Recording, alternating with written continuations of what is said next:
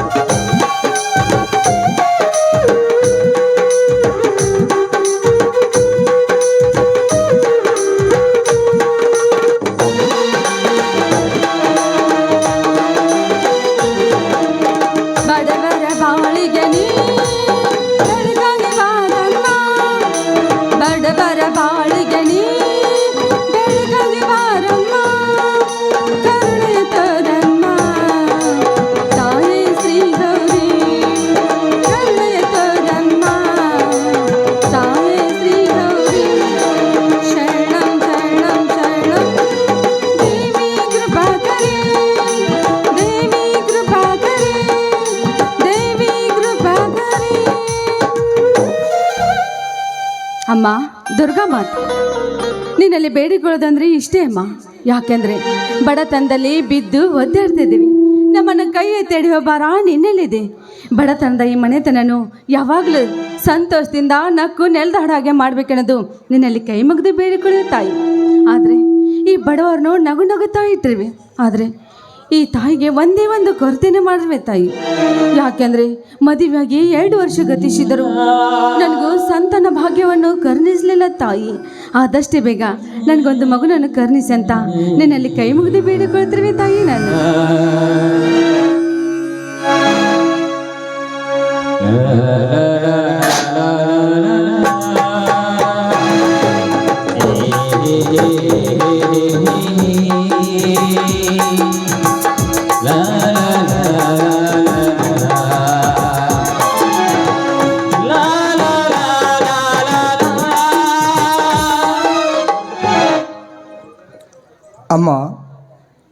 ಅಮ್ಮ, ಯಾಕಮ್ಮ ಮಕ್ಕಳಿಲ್ಲಂದು ಕೊರಗುವೆ ತಾಯಿ? ಮದುವೆಯಾಗಿ 2 ವರ್ಷ ಮುಗಿದಾಕ್ಷಣ ಮಕ್ಕಳೇ ಆಗುವುದಿಲ್ಲವೇನು? ಆ ದೇವರಲ್ಲಿ ಸೆರಗೊಡ್ಡಿ ಬೇಡುತ್ತಿರುವಾಗಲೇ ನಿನಗೆ ವರ ನೀಡಿದ್ದಾಳೆ ಆ ನಮ್ಮ ತಾಯಿ ದೇವಮ್ಮ. ಹರ್ಷಮ್ಮ ಅಂದ್ರೇನಪ್ಪ ನಿನ್ನ ಮಾತಿನ ಅರ್ಥ? ಅತ್ತಿಗೆಮ್ಮ, ಮದುವೆಯಾಗಿ ಬಂದ 2 ವರ್ಷದಲ್ಲಿ ನಾನು ನಿನ್ನನ್ನು ಎಂದಿಗೂ ಅತ್ತಿಗೆ ಸ್ಥಾನದಲ್ಲಿ ನೋಡಿಲ್ಲ. ಅತ್ತಿಗೆ ಎಂದರೆ ಎತ್ತಮ್ಮನಂತೆ ಎನ್ನುವ ನಾಡು ನುಡಿಗಳಂದೇ ತಿಳಿದಿರುವೇನು. ಅಂದ ಆ ಕ್ಷಣ ನಾನು ನಿನಗೆ ಮಗನಲ್ಲವೇ? ನಿನ್ನ ಎದೆ ಹತ್ತಿರಕ್ಕೆ ಬೆಳೆದ ನಿಂತ ಮಗ ಪಕ್ಕದಲ್ಲಿ ಇರುವಾಗ ಮತ್ತ್ಯಾಕಮ್ಮ ಮಕ್ಕಳಿಲ್ಲೆಂದು ಕೊರಗುವೆ ತಾಯಿ? ಮಗು ಪರಶುರಾಮ, ನಮ್ಮಿಬ್ಬರ ಬಾಂಧವ್ಯ ಎಂಥದಂತ ನನಗೆ ಗೊತ್ತಪ್ಪ. ಆದರೆ ಮನೆಯಲ್ಲಿ ನಾವಿಬ್ಬರು ತಾಯಿ ಮಗನ ಪ್ರೀತಿಯಿಂದ. ಆದರೆ ನೋಡಿದ ಜನ ಜನ ಏನನ್ನುತ್ತಾರೆ ಗೊತ್ತೇನಪ್ಪ? ಇವರಿಬ್ರು ಅತ್ತಿಗೆ ಮೈದುನ ಎಂದು ಈ ಸಮಾಜ ಜನ ನೋಡಿ ಮಾತನಾಡಿ ಅಪಹಾಸ್ಯ ಮಾಡಿ ನಗುತ್ತಾರಪ್ಪ. ಈ ಸಮಾಜ ಏನನ್ನುತ್ತಾರೆ ಗೊತ್ತಿದೇನಪ್ಪ? ಏನೆಂದು ಜರಿಯುತ್ತಾರಮ್ಮ? ಅಮ್ಮ, ಏನೆಂದು ಜರಿಯುತ್ತಾರಮ್ಮ? ಏನೆಂದು ಜರಿಯುತ್ತಾರೆ? ಇದನ್ನ ಮಕ್ಕಳನ್ನು ಕಾಣದೆ ಬಂಜಿ ಇದ್ದಾಳೆಂದು ಅಪಹಾಸ್ಯ ಮಾಡಿ ನಗುತ್ತಿದೆಪ್ಪ ಈ ಸಮಾಜ. ಅಮ್ಮ, ಈ ಜಗದ ಜನತೆ ಬಗ್ಗೆ ನೀನೇಕೆ ತಲೆ ಕೆಡಿಸಿಕೊಳ್ಳುವೆ ತಾಯಿ? ಈ ಸಮಾಜ ಜನತೆ ಯಾರನ್ನು ಬಿಡುವುದಿಲ್ಲ, ಯಾವ ವಿಚಾರವೂ ಸಹಿಸೋದಿಲ್ಲ. ಅಂದ ಮೇಲೆ ಮತ್ತ್ಯಾಕಮ್ಮ ಮಾಡುವೆ ಈ ಜಗದ ಜನತೆ ಬಗ್ಗೆ ಒಣ ಚಿಂತೆ? ಮಗು ಪರಶುರಾಮ, ನಾನು ಈ ಮನೆಗೆ ಬರಬೇಕಾದ್ರೆ ನೂರಾರು ಆಸೆಗಳನ್ನು ಹೊತ್ತುಕೊಂಡಿರ್ಬೇಂದ್ರಿ. ಆ ಆಸೆಗಳಿಗೆ ಆದಷ್ಟು ಬೇಗ ನನ್ನ ಕನಸು ನೆನಸಾಗುತ್ತದೆ ಅಂತ ನಾನು ಅಂದುಕೊಂಡಿದ್ನಪ್ಪ. ಕನಸಿನ ಆಸೆದ ಬುತ್ತಿಯ ಗಂಟನ್ನು ಕಟ್ಟಿಕೊಂಡು ಈ ಮನೆಗೆ ಬಂದ್ರಿ. ಆದ್ರೆ ನನ್ನ ಆಸೆ ಈಡೇರ್ಲಿಲ್ಲಪ್ಪ. ಆ ಶಿವ ಕೂಡ ನನಗೊಂದು ಮಗನನ್ನು ಕರುಣಿಸಿಕೊಡ್ಲಿಲ್ಲ. ನಿಮ್ಮ ಅಣ್ಣರಿಗೂ ಕೂಡ ಎಷ್ಟೊಂದು ಮಗು ಆದ್ರೆ ಸಂತೋಷದಿಂದ ನಕ್ಕು ನಲಿತಾ ಇದ್ರು. ಅವ್ರಿಗೂ ಕೂಡ ಮಗುವನ್ನು ಕಾಣದಿರುವಾಗ ಆಸೆಗಳನ್ನು ಬದಿಗೊತ್ತಿ ಈ ಸಮಾಜದಲ್ಲಿ ನಾವು ಬದುಕ್ತಾ ಇದ್ದೀವಪ್ಪ. ನಿಮ್ಮ ಅಣ್ಣ ನಾವು ಕೂಡ. ಹೋಗಲಿ ಬಿಡಮ್ಮ, ಬೇಡುವ ಧರ್ಮ ನಮ್ಮದು, ಕೊಡುವ ಕರ್ತವ್ಯ ಅವನದು. ಎಲ್ಲದೂ ಒಳ್ಳೆಯದೇ ಆಗುತ್ತದೆ, ಅದರ ಚಿಂತೆ ಮಾಡದಿರು ಅತ್ತಿಗೆಮ್ಮ. ಅಣ್ಣ ಇನ್ನೂ ಬಂದಿಲ್ಲವೇ? ಇನ್ನೂ ಬಂದಿಲ್ಲಪ್ಪ. ಇಷ್ಟೊತ್ತಾ ಇದ್ರು. ನಾನು ಈಗ ತಾನೇ ಪೂಜೆ ಮುಗಿಸಿದ್ರಿ. ಒಳಗಡೆ ನಡೆಯಪ್ಪ, ಎಲ್ಲ ಅಡಿಗೆ ಸಿದ್ಧತೆ ಮಾಡಿದ್ವಿ. ಕುಡಿಲಿಕ್ಕೆ ನೀರಿಲ್ಲ, ನಾನು ಹೋಗಿ ನೀರು ತೆಗೆದುಕೊಂಡು ಬರ್ತೇನೆ. ನಿಮ್ಮ ಅಣ್ಣ ಬಂದ ನಂತರ ಎಲ್ಲರೂ ಸೇರಿ ಒಟ್ಟಿಗೆ ಊಟ ಮಾಡಿದ್ರೆ ಆಯ್ತು. ಬೇಡಮ್ಮ, ಬೇಡ.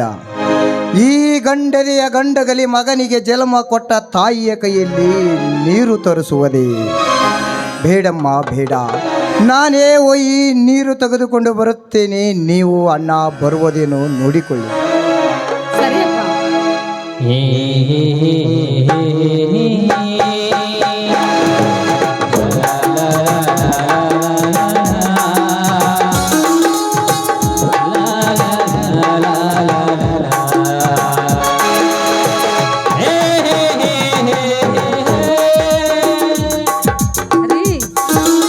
ಯಾವಾಗ ಬಂದ್ರಿ ನೀವು?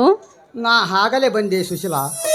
ಆದರೆ ನಿಮ್ಮ ತಾಯಿ ಮಗನ ಮಮಕಾರದ ನುಡಿಗಳನ್ನು ಕೇಳಿ ಹಾಗೆ ಬಾಗಿಲಲ್ಲಿ ನಿಂತು ಬಿಟ್ಟೆ. ಹೌದ್ರಿ, ಯಾಕೆಂದ್ರೆ ನಾವು ಅತ್ತಿಗೆ ಮೈದನ ಅಲ್ಲ, ತಾಯಿ ಮಗನಂತೆ ಪ್ರೀತಿ ವಾತ್ಸಲ್ಯ ತುಂಬಿದೆ. ಆದ್ರೆ ಈ ಪರಶುರಾಮ ನೋಡಿದ್ರೆ ನನಗೆ ಹೊಟ್ಟೆ ಕಿಚ್ಚು ಆಗ್ತಾ ಇದ್ದೆ ರೀ.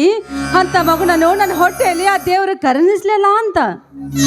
ಆ ದೇವರು ಅವನಷ್ಟೇ ವಿನಯವಂತ, ಸದ್ಗುಣವಂತ, ಪುತ್ರನೇ ದಯ ಪಾಲಿಸುತ್ತಾನೆ ಬಿಡು ಸುಶೀಲಾ. ಇರ್ಲಿ ಬಿಡ್ರಿ, ಮಾತನಾಡ್ತಾ ಹಾಗೆ ನಿಂತು ತುಂಬಾ ವೇಳೆ ಆಯ್ತು. ಪರಶುರಾಮ ನೀರು ತರ್ತಾನೆ, ನಾನು ಒಳಗಡೆ ಹೋಗಿ ಊಟದ ಸಿದ್ಧತೆ ಮಾಡುವೆ ರೀ. ನಿಲ್ಲು ನನ್ನ ಪ್ರೇಮದ ಹರಗಿಣಿ. ತುಂಬಿದ ಮನೆಯಲ್ಲಿ ಸದಾಕಾಲ ಗಿದ್ದಿಗೂಡುತ್ತದೆ. ಆದರೆ ಯಾರು ಇಲ್ಲದ ಈ ಸಮಯದಲ್ಲಿ ಮುದ್ದಾದ ಮಡದಿಯ ಮುಖ ಕಂಡು ಉರುಪಿನಿಂದ ಮನಸ್ಸಿನ ಅಲೆಗಳು ಸೆಳೆದಂತೆ ಸಂತೋಷಗಳುವಾಗಿ ಒಳಗೆ ಹೋದರೆ ಹೇಗೆ? ಅಂದ್ರೆ ಸುರು ಹಚ್ಕೊಂಡ್ಬಿಟ್ರಾ ನಿಮ್ಮ ತುಂಟಾಟವನ್ನು? ಹೌದು, ನನ್ನ ತುಂಟೆ. ಸುಮ್ಮನೆ ಹತ್ತಿರಬಾರೆ. ನನ್ನ ಹೃದಯ ತೊಟ್ಟಿಲಲ್ಲಿ ತೂಗುವೆ ನಿನ್ನನ್ನು. ಬಾ. ನನ್ನ ಸರಿ ಯಾರು ಇಲ್ಲದ ಈ ಸಮಯದಲ್ಲಿ ಸತಿಪತಿಗಳು ಇಬ್ಬರು ರತಿ ಮನ್ಮತರಾಗೋಣ. ಆಯ್ತು ರೀ, ನಿಮ್ ಇಷ್ಟದಂತೆ ಹಾಗೆ ಆಗಲಿ. ಮಾಮ, ನನಗಾಗಿ ನಿನಗಾಗಿ ಕೊನೆವರೆಗೂ ಬದುಕಬೇಕು. ನನ್ನೊಲವೇ ನೀವ ನನ್ನ ಚಲುವೆ ಬಳಿವ ಬಳಿ ಬಂದು ಸಿಹಿ ಮುತ್ತು ನೀಡ ಸಿಹಿ ಮುತ್ತಿನ ಕಾಣಿಕೆ ಕೊಡುವಾರೆ ನನ್ನ ಸನಿಹಕ್ಕೆ.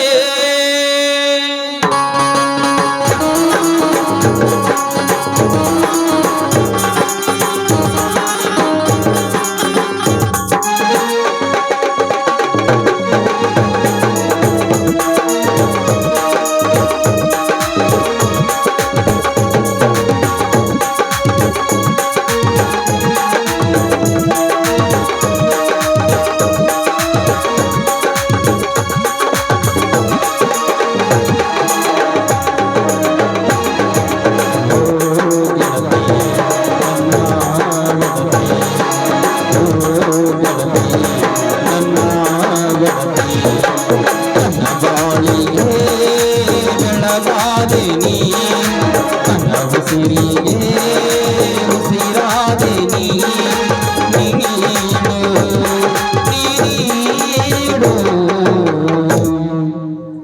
Mama, I love you.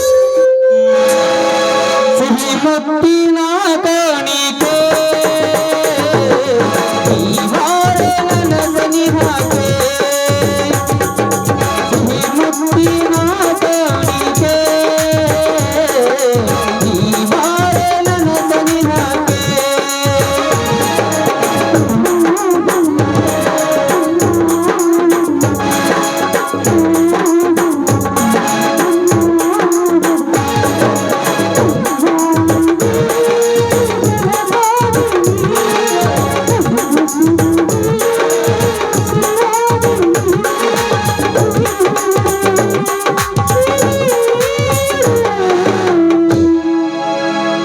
ಸಿಹಿ ಮುತ್ತಿನ ಕಾಣಿಕೆ ಈ ವಾರ ನನ್ನ ಸನಿಹಕ್ಕೆ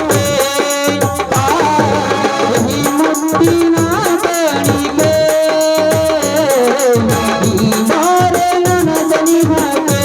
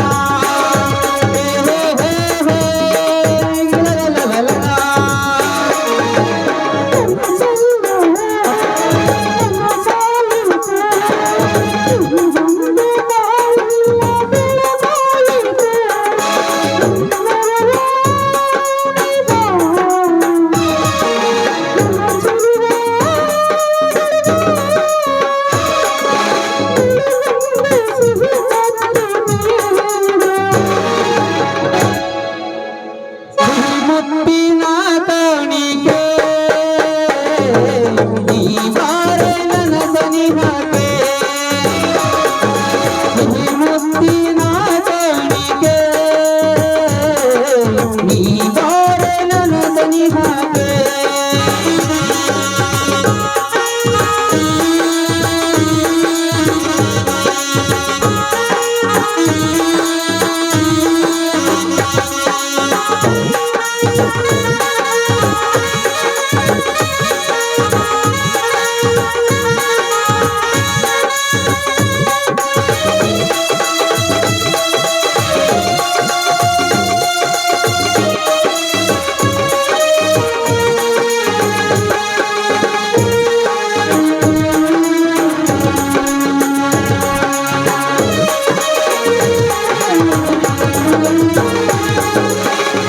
ಪ್ರೇಮದ ಕಲ್ಪನೆ ಈ ಬಾಳ ಪಯಣಕ್ಕೆ ಜೊತೆಯಾದೆ ನೀ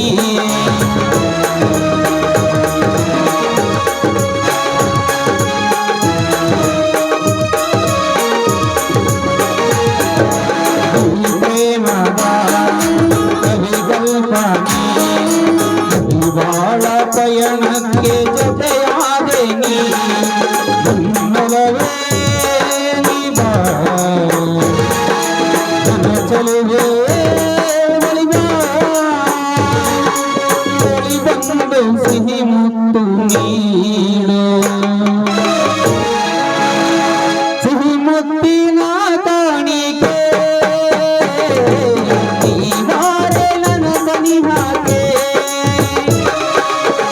la la la la la la ಲಾ, ಲಾ, ಲಾ, ಲಾ, ಲಾ, ಲಾ, ಲಾ.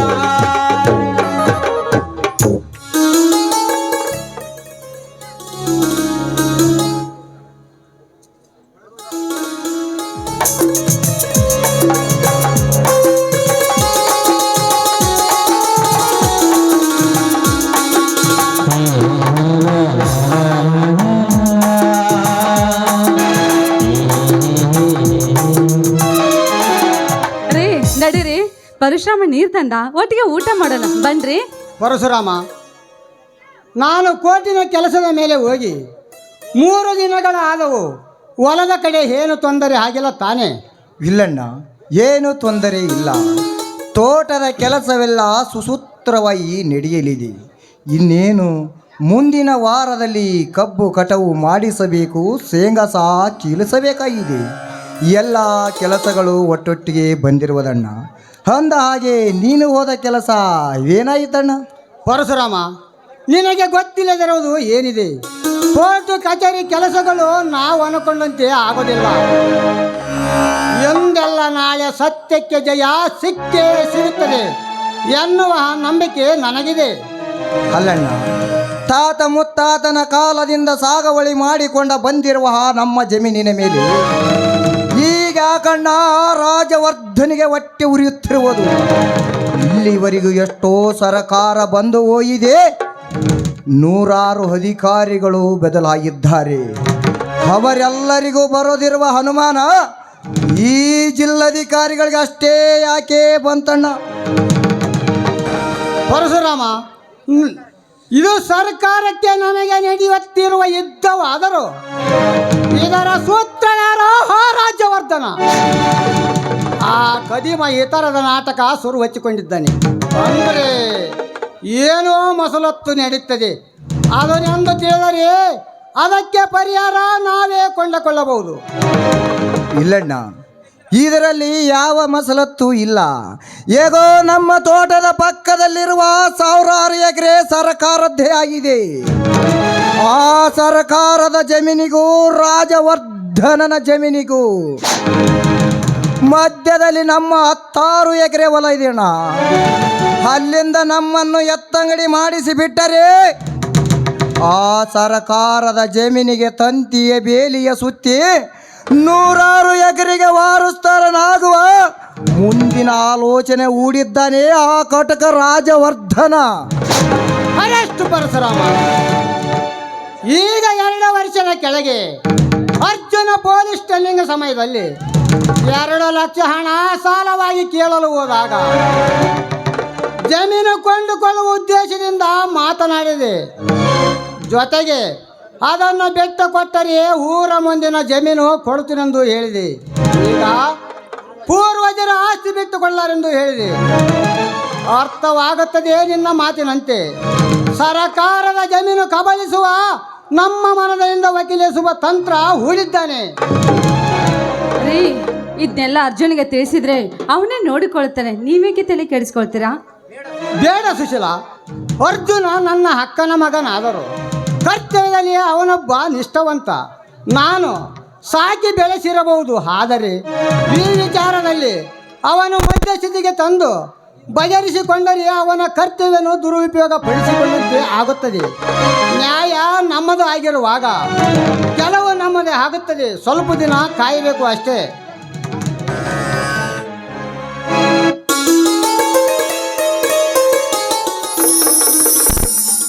ಮಾವ, ಅಕ್ಕ, ಚೆನ್ನಾಗಿದ್ದೀರಾ? ಏನು ಪರಶುರಾಮ್, ಕ್ಷೇಮವೇ? ಎಲ್ಲ ಕ್ಷೇಮವೇ ಅರ್ಜುನ.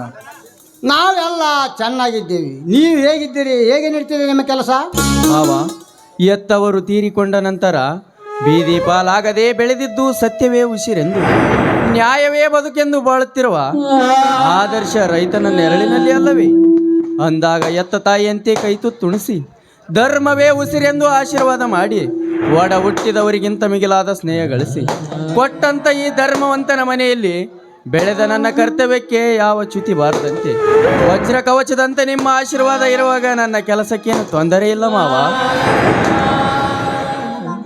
ಅರ್ಜುನ, ಹೌದು ಅರ್ಜುನ, ಇಲ್ಲಿವರೆಗೆ ನಮ್ಮ ತಾತ ಮುತ್ತಾತನ ಕಾಲದಿಂದ ಸಾಗುವಳಿ ಮಾಡಿಕೊಂಡ ಬಂದ ನಮ್ಮ ಜಮೀನು ಸರಕಾರದ ಗೋಮೂಲ ಒತ್ತುವರಿಯೇ ಮಾಡಿಕೊಂಡಿದ್ದಾರೆ.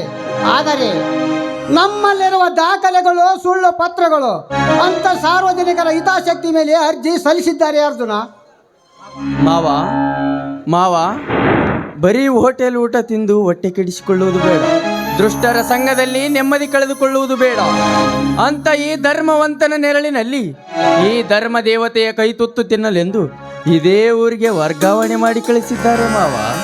ಕಂಗ್ರಾಚುಲೇಷನ್. ಅಂತೂ ಇಂತೂ ಕೂಡಿ ಬಾಳಿದವರ ಜೊತೆಯಲ್ಲಿ ಡ್ಯೂಟಿ ಮಾಡುವ ಅವಕಾಶ ಸಿಕ್ಕಿತಲ್ಲವೇ, ತುಂಬಾ ಸಂತೋಷ. ಎಲ್ಲ ನಮ್ಮ ಮಾವನ ಆಶೀರ್ವಾದದ ಫಲ. ನನಗೆ ಆಶೀರ್ವಾದ ಮಾಡಿ ಮಾವ.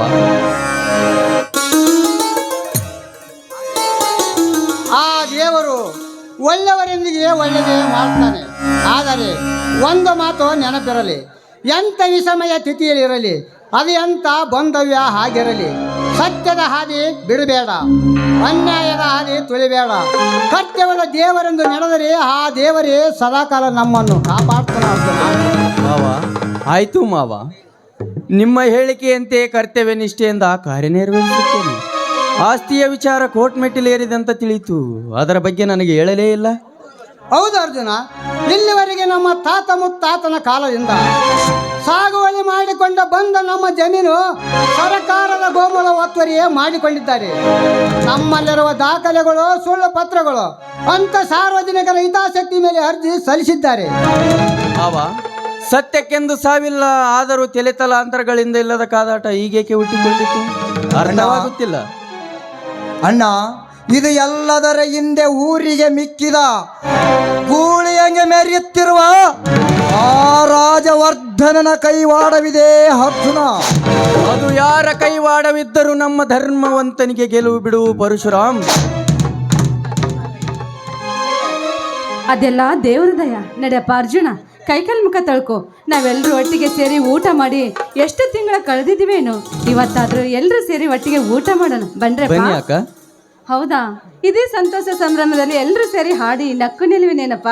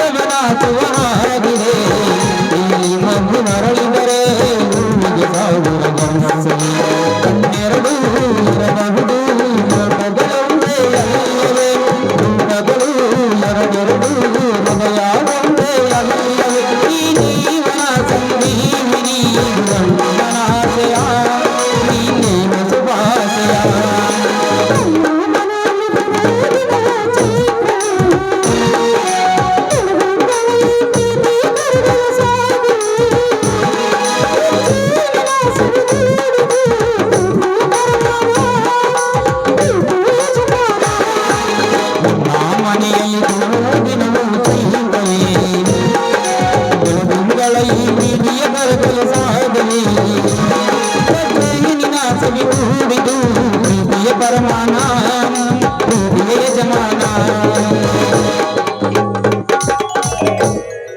ನಡೀರಪ್ಪ. ಮಾವ ಊಟ ಮಾಡ್ಕೊಂಡು ವಾಪಸ್ ಬರೋಣ ಬರ್ರಿ.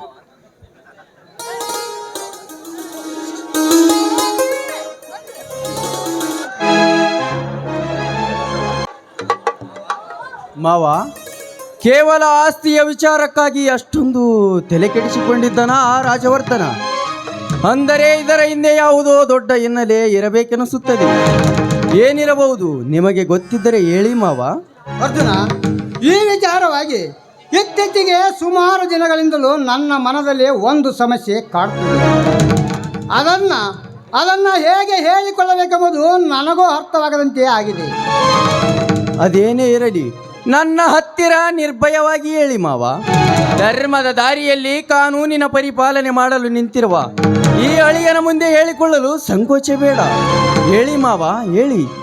ಅರ್ಜುನ, ಇತ್ತೀಚೆಗೆ ರಾತ್ರಿ ಮಲಗಿದಾಗ ನನ್ನ ಕನಸಿನಲ್ಲಿ ನಮ್ಮ ಹೊಲದ ಮಧ್ಯೆ ಇರುವ ಆ ಬನ್ನಿ ಮರದ ಹತ್ತಿರ ರಾಜ ಮಹಾರಾಜರ ಕಾಲದಿಂದ ವಜ್ರ ವೈಡೂರ್ಯ ಹೊನ್ನು ಕನಕ ನಿಧಿಗಳು ಕಾಣಿಸುತ್ತವೆ.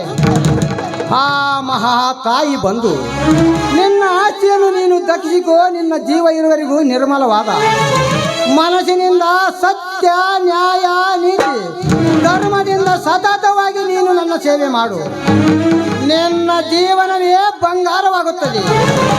ನೀನು ರಾಜ ಮಹಾರಾಜರು ಶೇಖರಿಸಿ ಇಟ್ಟ ನಿಧಿ ನಿನ್ನದಾಗುತ್ತದೆ. ನೀನು ನುಡಿದಂತಾಗಿದೆ. ನನಗನಿಸಿದ ಮಟ್ಟಿಗೆ ಆ ನಿಧಿಯ ವಿಚಾರ ಆ ರಾಜವರ್ಧನಿಗೆ ತಿಳಿದಿದೆ.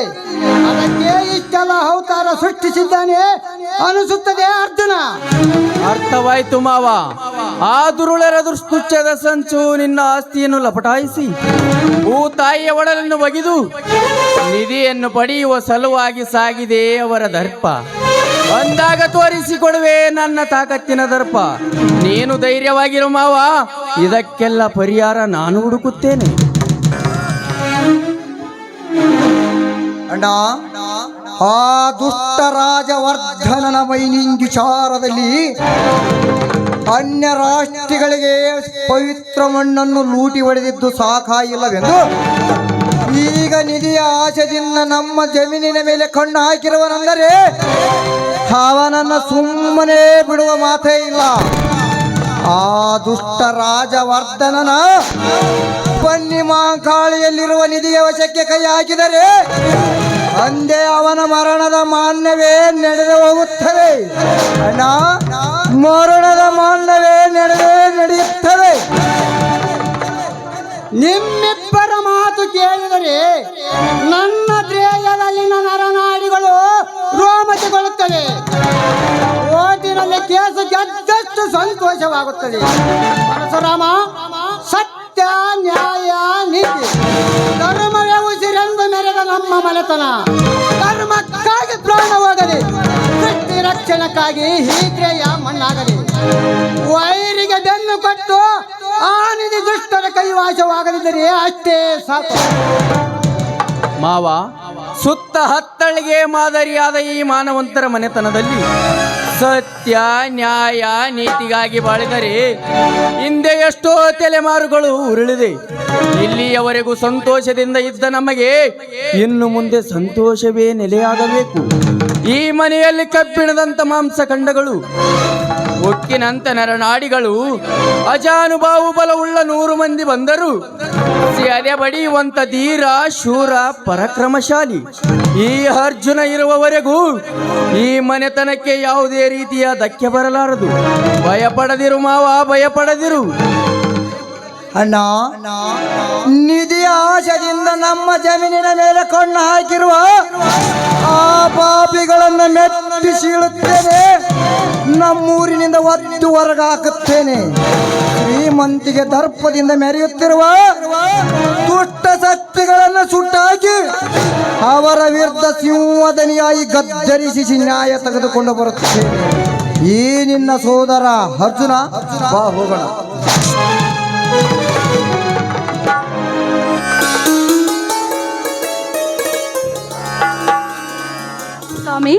ನೋಡಿದ್ರ ನಮ್ಮನೆಯ ಮರ ಸಿಂಹಗಳ ಆರ್ಭಟವನ್ನು.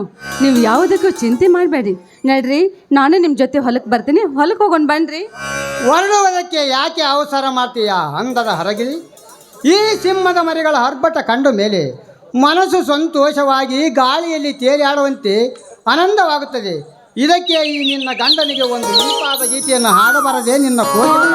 ಏನ್ರಿ, ನನ್ನ ಕಂಠದಲ್ಲಿ ಅಷ್ಟೊಂದು ಇಂಪಾದ ಧ್ವನಿ ಉಂಟೆ? ಹೌದು ಸುಶೀಲ, ನಿನ್ನ ಸ್ವರತಾಳಕ್ಕೆ ಆ ಕೋಗಿಲೆ ಮೌನವಾಗುತ್ತವೆ. ಆಡಬಾರದೆ ನನ್ನ ಗಾನಕೋಗಿಲೆ? ನಿನ್ನಂತ ಶ್ರೀಮತಿ ಕೈ ಹಿಡಿದಾಗ, ನಿನ್ನಂತ ಗುಣವತಿ ಜೊತೆಯಾದಾಗ ದಿನವೂ ಆನಂದವೇ. ಎಂಬುದಿಗೆ ನಾವು ಸೇವೆ ಮಾಡುವಾಗ ಬದುಕು ಸ್ವರ್ಗವೇ.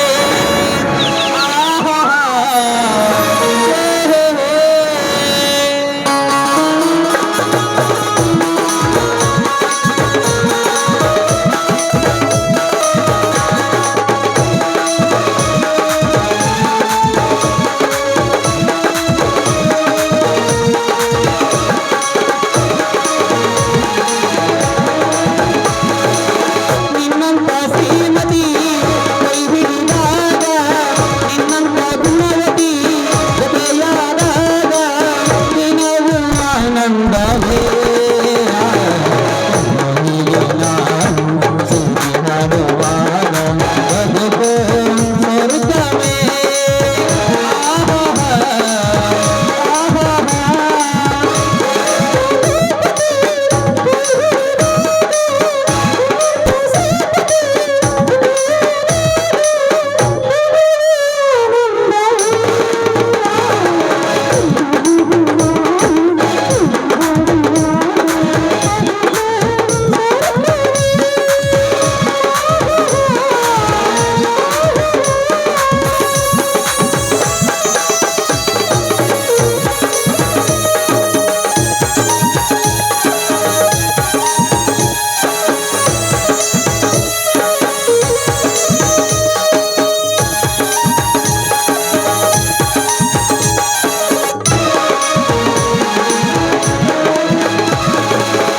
ಆಡುವ ನುಡಿಯು ಜೇನಿನ ಸಿಹಿಯು ಹರಿವಾದಿ ಹೂವಿನಾದಿಯವು.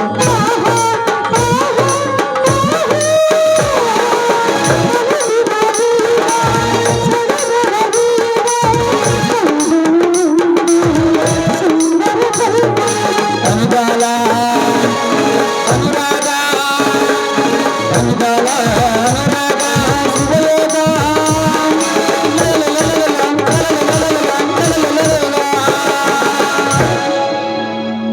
ನಿನ್ನಂತ ಶ್ರೀಮತಿ